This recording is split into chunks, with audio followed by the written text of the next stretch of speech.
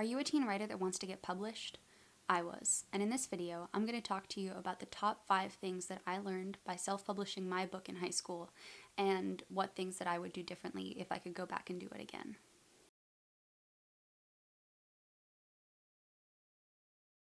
Lesson number 1. You are going to regret writing parts of the book, and that is totally okay. The book that I published in high school is called Imperfect, and it's a teen dystopian fiction novel about a girl that lives in a region controlled by a giant corporation that produces genetic modifications. One of the big dark secrets of this corporation is that every couple of months it kidnaps a bunch of kids from the slums and performs genetic experiments on them without telling the other people that live in the region. My main character gets kidnapped and is used in experiments in the Making Perfect headquarters, and there she uncovers a bunch of deep, dark secrets about the corporation and basically fights her way out. Because it was a dystopian story, I had to do a lot of world building while planning Imperfect. This was good because it was fun, but it was also bad because I made a lot of mistakes. For example, the world that it's set in basically divides America into a bunch of different regions, and every region is controlled by a corporation that produces something different. My story takes place in Making Perfect, which produces genetic modifications, but another region is controlled by a giant corporation that makes food, and what happens if there's a drought in that region one year? Then they can't produce any food, and then literally everyone in the country would starve. And that would be a problem. Those types of world-building errors can happen in any book, but in my experience, I made more of them when I was 13 than I would make if I was writing a book now. Even though Imperfect has some structural issues with the world, I don't regret publishing it because I learned so much while doing so. That leads me to my second lesson, that self-publishing can get you industry attention. Something that I didn't know when I was 13 is that self-publishing is just as legitimate as traditional publishing, it's just that the authors do most of the work themselves to market and distribute the book. People want to read good books, and if your book is good and self-published, people are still going to read it if you market it correctly. When I published Imperfect, I had multiple agents reach out to me after having read the book, telling me that they had enjoyed it and that they wanted to hear what I was working on next. I hadn't sent any queries out for Imperfect because I knew that I was going to self-publish it, and getting this kind of industry attention is not something I would have gotten if I hadn't actually put the book out there. Having a published book also gives you credibility when you go to places like literary festivals, which better helps you network and make connections because you are actually a legitimate published author. The third thing that I learned is that authors have to do a lot of their own marketing, regardless of whether or not they're traditionally or self-published.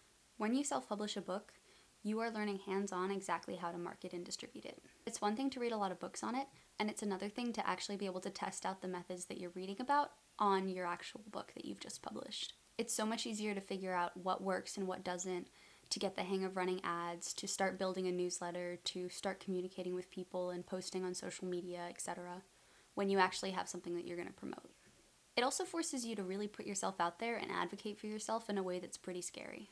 So reaching out to people like radio stations and different TV places and newspapers and blogs and different people to try to promote your book can be a little intimidating, but it also forces you to really take ownership of what you've written and of your life and your career, and put yourself out there and ask people to look at you and to see you and read what you've written, and that is a soft skill that can serve you really well regardless of whatever career you decide to go down. It also really helps you meet people.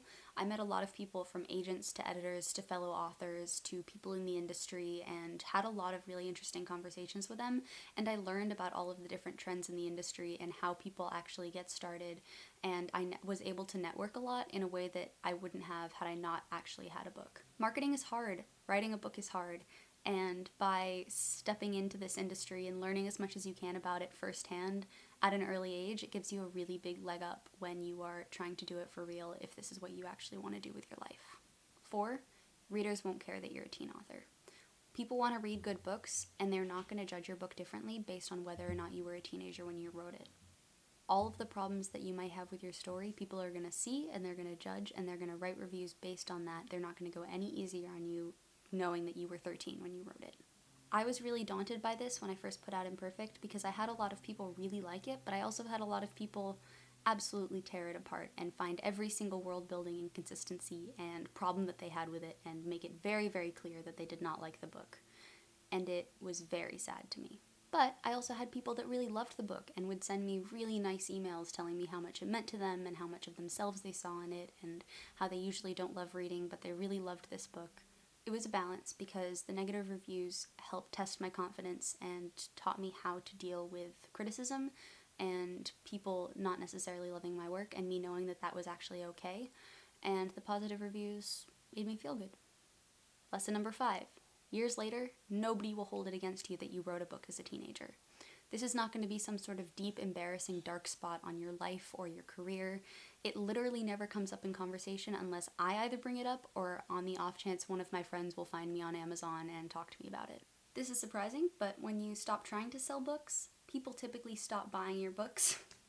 This means that you can treat it as a learning experience and you don't have to stress out about the fact that people will be reading this forever and will hold you to the same standard for your entire writing career, because they won't.